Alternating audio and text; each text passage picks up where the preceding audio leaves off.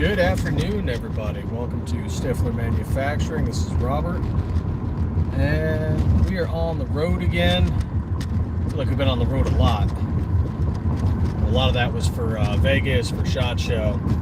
But yeah, now we're just on the road again in Arizona, doing a little bit of short traveling and talking guns. Talking 2A is the way. Why not? SHOT Show was amazing. Just got done doing a post about Jack of all trades. I got to meet up with him again, and that's always awesome. It's always great meeting up with people that you're interacting with social media wise, you know, putting faces to names. Of course, Jack of all trades, we've met him a couple times before, so that's been pretty cool. Of course, also met Bullseye Ben, Pistol Pete, Black Rambo, dudes, cool guys, all of them cool guys.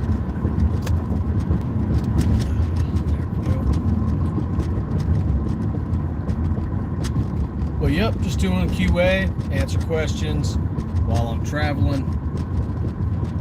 And got to get back to the shop later tonight. We got a bunch of slides to pump out. We took a 600 plus unit order right before SHOT Show started, so we're working on that right now. A lot of slides, and we're over 34,000 now, which is so wild. And, you know, who knows? Maybe we'll be going, you know, even higher this year. We've increased production each year since we've started. So, you know, who knows how, you know, 2027 is going to be.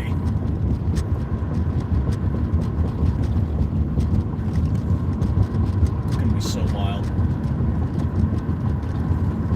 Oh, but for those of you new to us, you know, welcome to Stiffler Manufacturing. We produce Glock-style slides out of 17.4 stainless steel.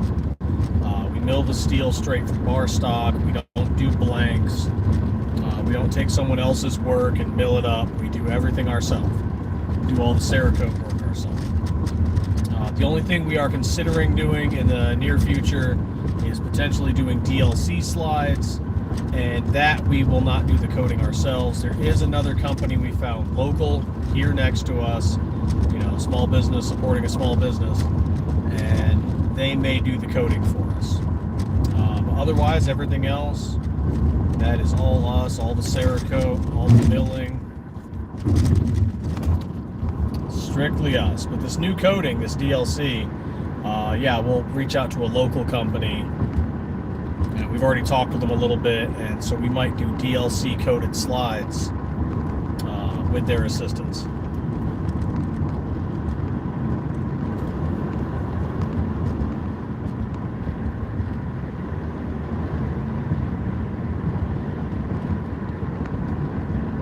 I'll take that risk. I actually knew a dude, when he rolled his car, the seatbelt killed him. Funny enough.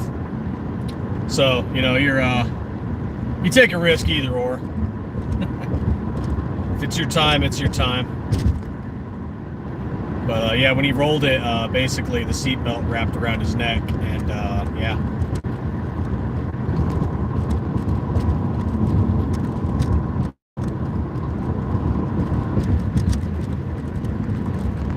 Stuff happens. When it's your time, it's your time.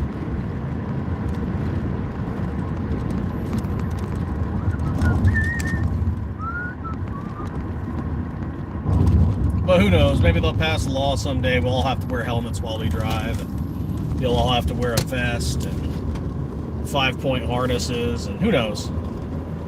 Stuff's always changing.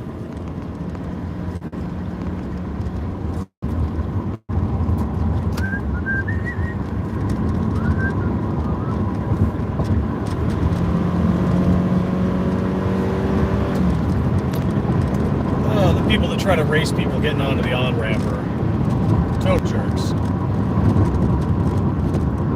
Definitely heard stories where they lived because they weren't wearing their seatbelt. Yeah, you know, it happens, and it's just, you know, the seatbelt's a good thing. You know, it does protect you from some stuff. But a lot of that is also body weight dependent, style of vehicle dependent, and then, of course, just how the vehicle's hit. You know, not having the seatbelt might save you. Having the seatbelt might save you. You know, there have been people who've been trapped by the seatbelt, and hence why seatbelt cutters exist. Something that's good to have in your vehicle, right? Glass breakers, great to have in your vehicle. You know, because you never know. There's been people who they've been pinched and they can't get out of their seatbelt and they've had to cut it.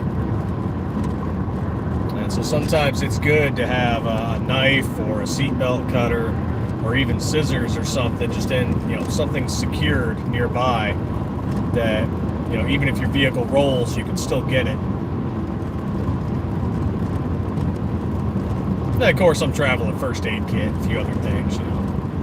Big old case of water in the back just in case. You never know if you're going to break down. You're always going to need some water with you. Got some tools to fix, you know, minor issues. Always got to travel, you know, somewhat prepared. And of course, you know, you got to stay strapped wherever you're going. You know, state dependent. Always follow, you know, your local laws and ordinances and whatnot. Don't want to get Uncle Sam all in a tizzy.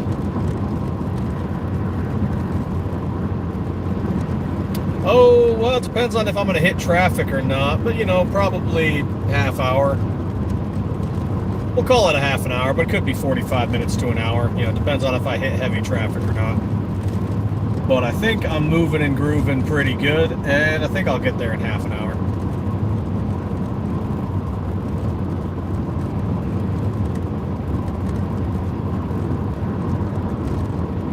You know, unless there's another car crash on the interstate. It happens. People being aggressive. Oh, missed that. That's a chunk of metal in the road. But, you know, people are always doing crazy aggressive stuff, and they cause accidents. You know, I'm in no hurry to get home. I'm not going to drive unsafe to get there.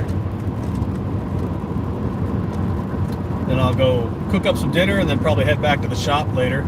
Got to get more stuff done. More slides milled out. More deburring done. Sanding done. Got to get more of that. Oh yeah, not bad at all. I talked with a few British people on here a few times, and they were like, "You're traveling half an hour to get where you're going?" I'm like, yeah, that's where work is. That's where home is. Not the furthest I've ever traveled. We drove. It took us like 8 hours to get to Vegas for SHOT Show. You know, traveling from Arizona to Nevada, and that's because we took a few stops along the way. You know. Get some fuel, stretch the legs, get some Dairy Queen, why not? Got some good roadside jerky. Amish jerky. I can tell you, the Amish know what they're doing when they're making jerky. They know what they're doing. That is some good cuts, some good seasoning.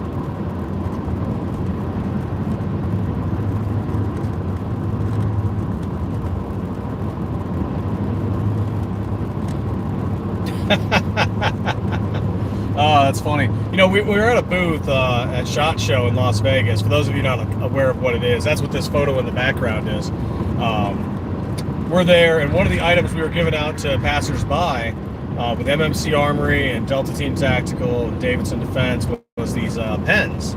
And these pens have a glass breaker on the end of it. And I'm sitting here thinking, like, the only thing that would make this pen a little better was if it had a seatbelt cutter. Just something in there that you could get the seatbelt. There you go.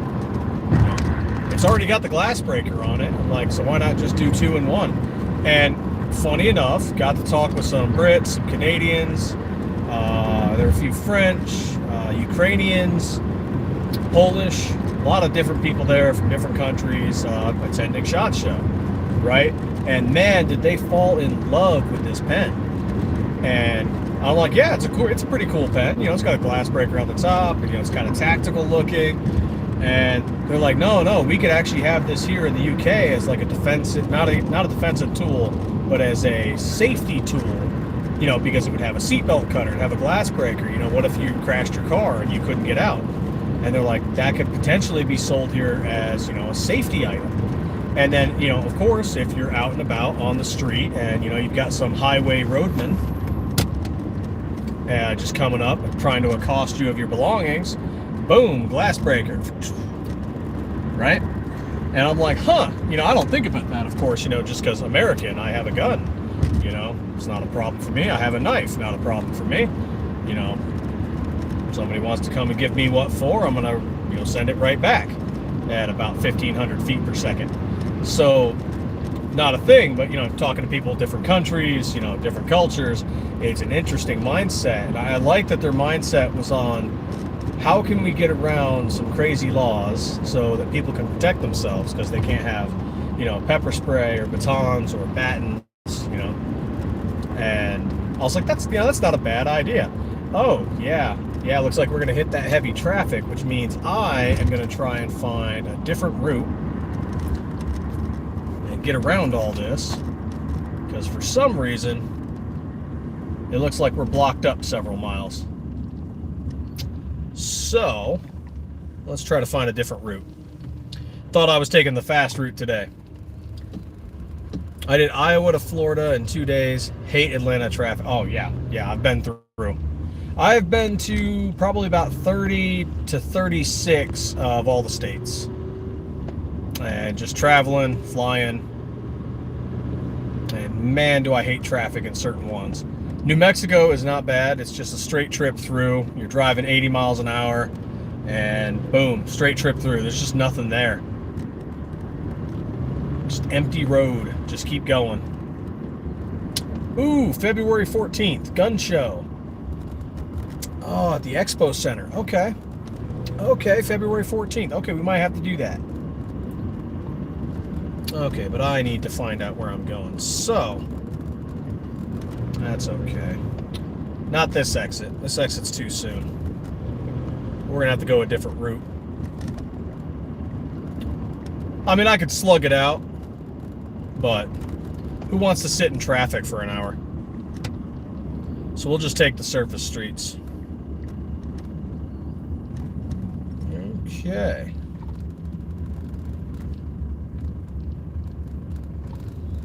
Now, why is there a slowdown? It's going to tell me, is there a crash? Is there... what's happening here? A lane closure. You know, maybe I won't get off. It's a great thing about GPS, being able to communicate. Hey, there's a crash. Hey, there's an object in the road. Hey, there's a closure. And that's always nice. But yeah, you know, super fun talking with a lot of the Brits, a lot of very airsoft oriented, which is kind of neat. And they go in there fascinated by a lot of the just the American firearms that are available. And it's so interesting seeing people who are from different countries having their perspective on things and getting little updates on a personal level about how things are going in their country. And so that's always kind of cool. Talking to Ukrainians, of course. Ukrainians were there. Chinese reps were there. That was interesting. And of course, the Ukrainians are there. They're looking for suppliers, you know, for things, you know, the Russo-Ukrainian War. They're looking for stuff like that. Things they can supply citizens with, or the Ukrainian Foreign Legion, or the Ukrainian military with. And so that's always interesting. And we're going to go left.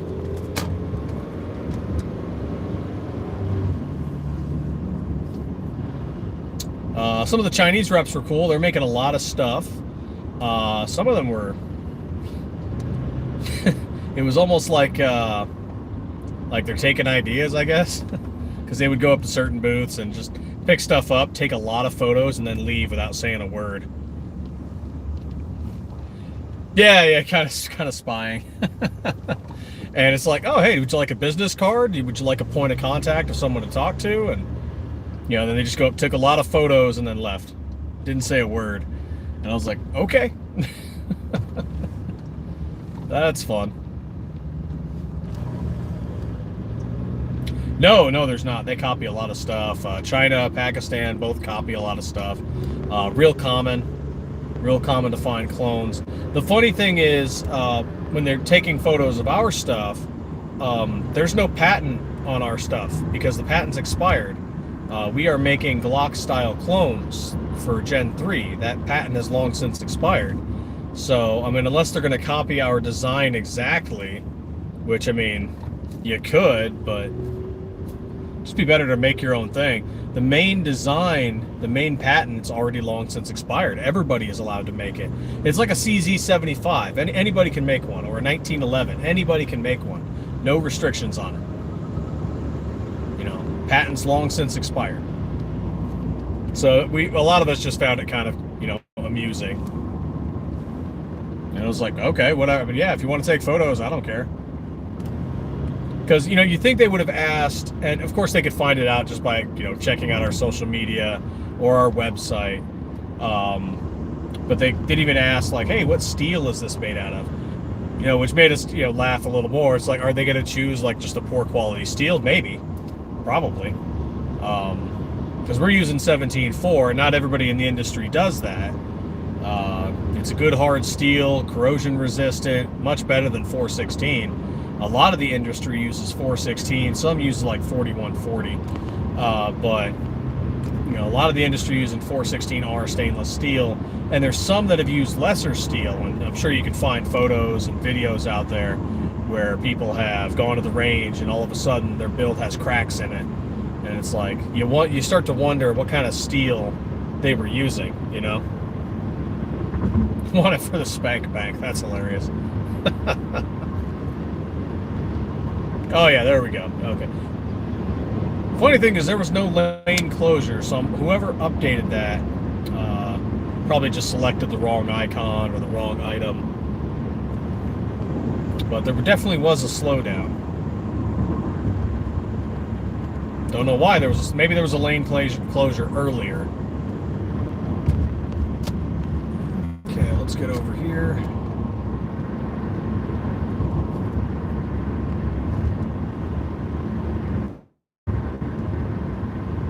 Spank bang. Oh man, it's flat. Well, yeah, we're gonna go next year too. So this was a week in Vegas, and yeah, we were there from Sunday to Saturday, and we helped set up. That was interesting, doing the whole setup. We also helped tear down. That was wild. Getting out of SHOT Show was wild. But the best part, of course, is just the middle. Getting to meet and greet everybody, all these other businesses, you know, talking to Glock Store and SCT Manufacturing, and Grit Grips, and True Aim sites, and just so many businesses. Gideon Optics, Vector Optics, just talking to people, and it was awesome. It was definitely awesome. Are you getting over? Okay. I'm gonna get around you then.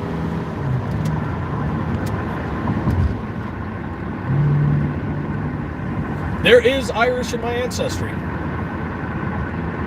But nope, I am American, and I have been, well, let's see, my family has been American since 1632-ish. And on the other branch, about 1719. So, yep, we have been in America for almost 300 and 400 years. But yep, there is some Irish in the family.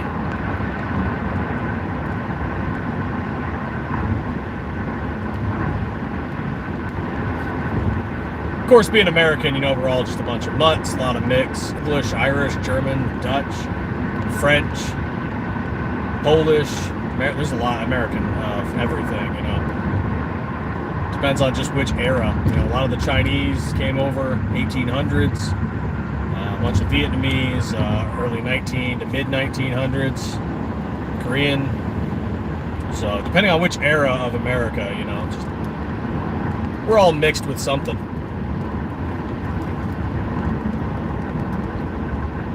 Hey, greatly appreciate it. And feel free to ask questions. I will get to them when I can. I'm not going to take my eyes off the road.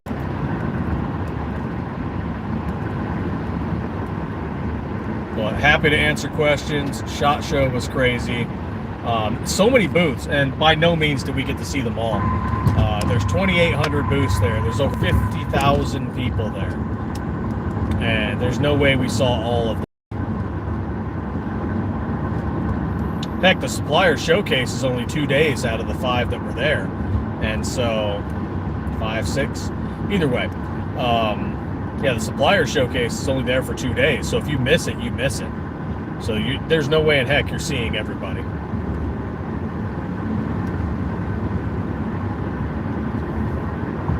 Question, do I go left or right? Left or right? Left or right? We're going left.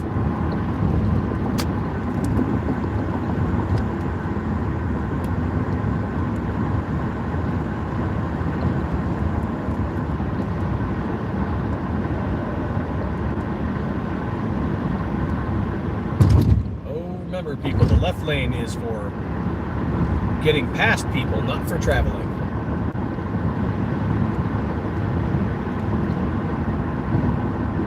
It's also not for going slower than the speed limit in, like this guy is. You get in the left lane, you pass, get back to the travel lane.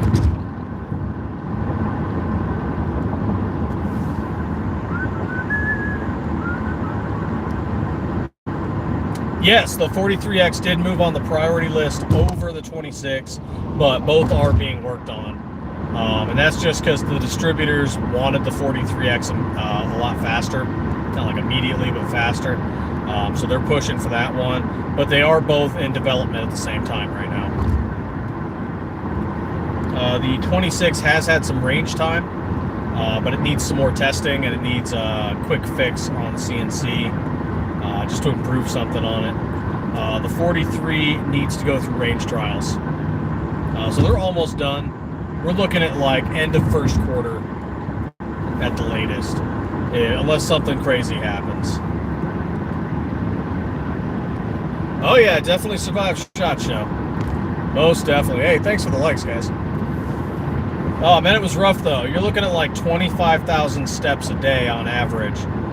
And even when you're not walking around, you are at the booth and you are just constantly standing there meeting and greeting with people. I think next year I might recommend like a half table, something that people can set stuff on, we can set stuff on, and people can kind of lean on a little bit, you know, while they're visiting. Some people have chairs, but you know, you keep the chairs in the back.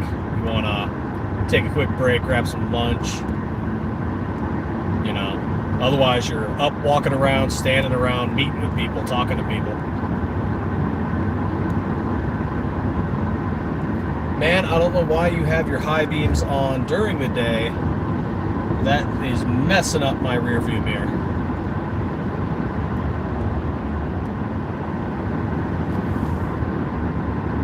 Yeah, popularity might win out, yeah. Yeah, that's the plan. All future Stiffler slides will have the Stiffler logo engraved on them. So there's still like plenty in our inventory that are being shipped out that are still sanitized, that do not have the logos or any of the model numbers on them. But yeah, future ones starting this year are going to have the logo and are going to have model numbers on them. So they'll say things like, you know, SM19, 17, 43X, 26, and then they'll have the generation on them, possibly later once we start doing Gen 5. And of course it'll have the Stiffler Dragon. Hey, FE Ordnance, what's going on, man? Yeah, like, you know, I'm glad it's over, but I'm also disappointed it's over. But at the time, we also knew we were spending a bunch of money there. So it's like, definitely glad it's over, but you got to meet a lot of cool people. A lot of businesses, social media personalities. It is an interesting event. It's my first event. It's the first time I've been there. Brian and Justine went last year, so this is their second time doing it. And we're planning an array of new patches. Of course, we had some Stiffler patches, some basic ones, you know. We're actually designing some new patches for next year. While we got it fresh in our head, we got a lot of ideas from other businesses.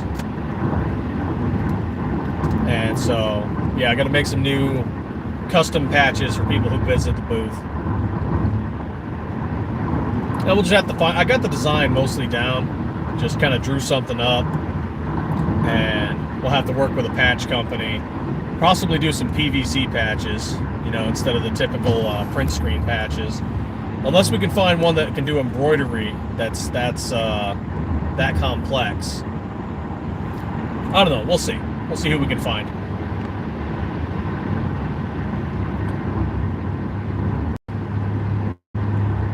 Not looking forward to the Deagle. Well, you chambered at 50 Action Express?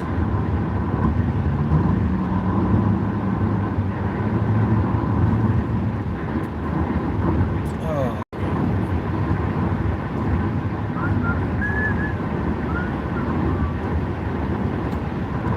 Man, I wouldn't mind shooting that, but yeah, I get what you mean. I mean, it's kind of like, you know, 454 cast one.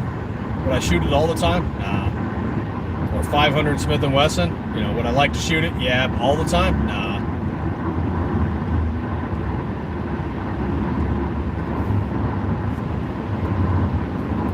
Hey, state troopers. Do your thing, guys.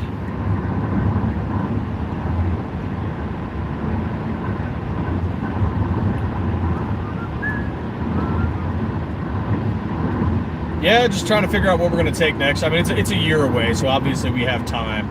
But we're already starting to plan for stuff, how we're going to do things differently. Man, you got like 6 car lengths ahead of you. Why are you braking? How we're going to do things differently. Merchandise and swag that we're going to bring along. Obviously, new styled patches. I kind of want to bring a badge holder, you know.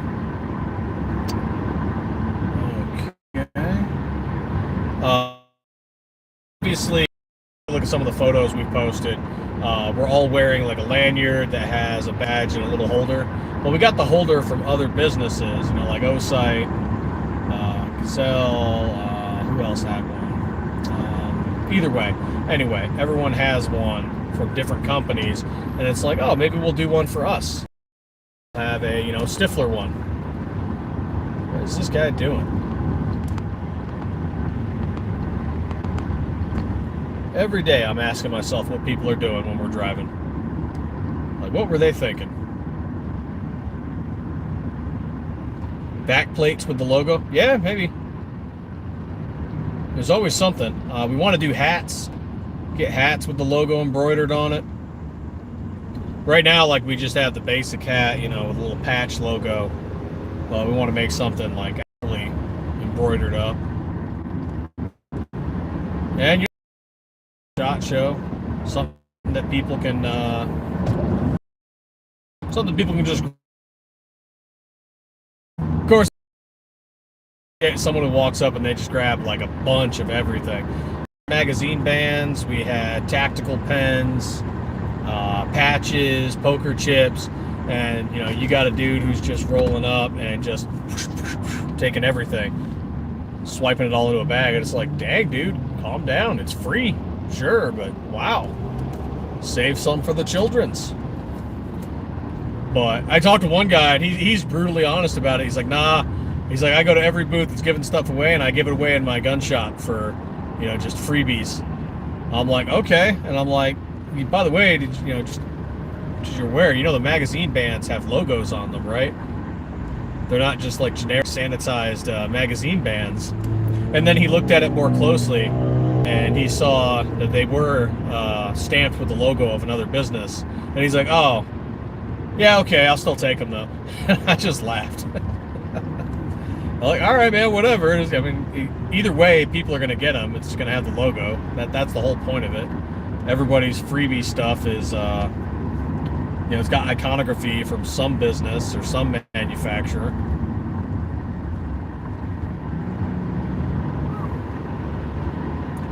Yep, looks like everybody's starting to get out of work. But still, I'm making great time. Even with the slight delays, I'm still making great time.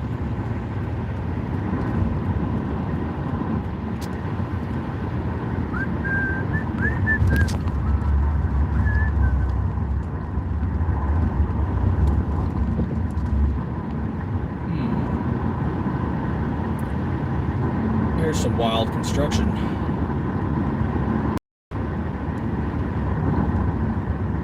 Hey, right on, F the ordnance. You have a good one, man. Oh, all this freaking sunlight. My screen is so dark. Hey, what's going on, Christopher Lewis? How are you?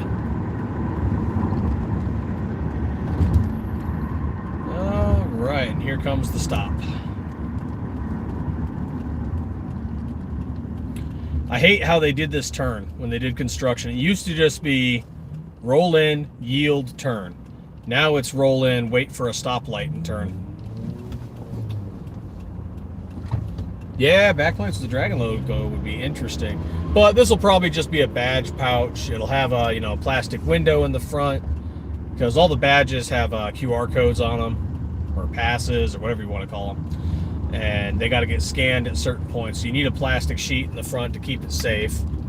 And the whole point of keeping it safe, besides just, you know, free advertising, having everybody walk around with your logo, is that those passes, badges, whatever, if you lose yours or damage yours, they're $200 to replace.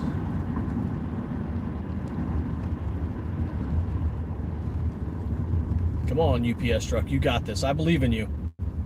I believe in you, buddy. So yeah, they're like $200 to replace if you lose yours, and that's just freaking wild. So some other businesses got the smart idea of making, you know, pass holders. And some of them put Velcro on them so you can put patches and all the free swag you get on it. Some of them put pen holders on them because, hey, some people are giving out pens, or maybe you just need a handy place for your pen. And some of them even put business card slots in the back, so you can put your business cards, or you can, you know, all the business cards you're getting from other people. So really cool. We'll probably design one.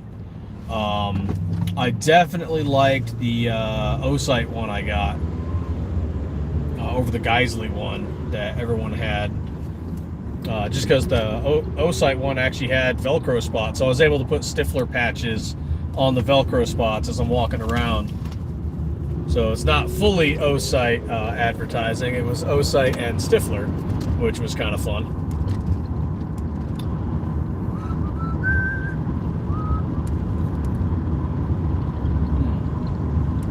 Getting closer. But yeah, definitely excited for SHOT Show again next year. Was it long? Yes. Did it, you know, strain the legs? Yes. Was it a lot of walking? Absolutely. Did I lose money gambling? Absolutely. But, you know, was it fun meeting and greeting everybody and talking with people? Yes. Yes, it was great. You know, got to talk to SCT Manufacturing, got to talk to Gideon Optics, got to talk to Vector Optics, got to talk to so many other businesses. We're going this way. And it's just wild on how many businesses. You know, Grit Grips, talk to Grit Grips. Glock Store, got to talk to them. Gun Broker, PSA, Glock. I should have swung by the ATF booth and grabbed like some free swag, but I didn't. I was busy. And it's not like we can get business from the ATF, right? So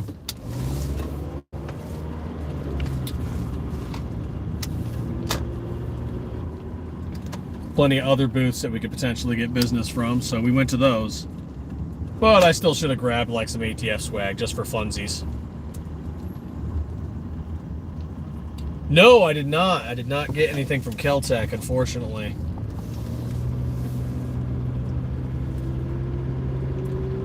I wanted to see the Trigicon booth. Didn't happen. We didn't get time to get up there. That's the thing, is you really got to plan out when and where and how you're meeting people and going to certain booths.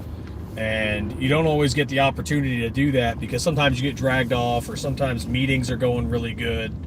And yeah, you just don't get the chance. And sometimes some booths are only there for certain days, and that's it. Then they're gone. If you missed them, you missed them. You got to try again next year. Or hopefully they answer an email or a letter or a phone call. And sometimes they do, and sometimes they don't. There's businesses I've communicated better with in person than we have via email or through phone call. They're very poor at taking emails and phone calls, but talking in person, oh man, we got a lot done, a lot handled. Oh yeah, I'm so happy about some of the people we've talked to and potentially going to continue talking to over the next several months. So, super exciting. And, you know, just we'll see what comes of it. That's the gamble with SHOT Show. You spend a lot of money to go there, but But the end goal is hopefully to make connections and get new deals and see what happens. So, oh, hold on one moment.